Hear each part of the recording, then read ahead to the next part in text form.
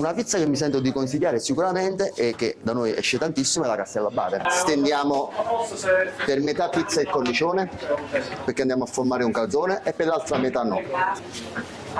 La prepariamo: salsicce e friarielli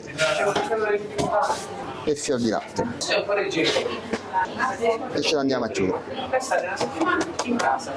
L'altra metà pesto di rucola,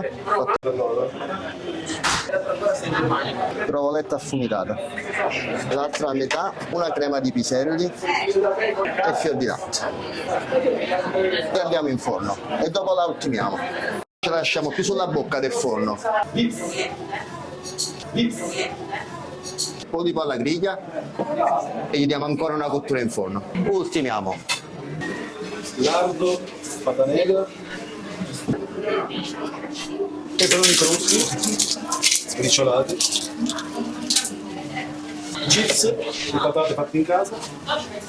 perfetto, bella, complimenti Emma, complimenti. È una pizza castellabate.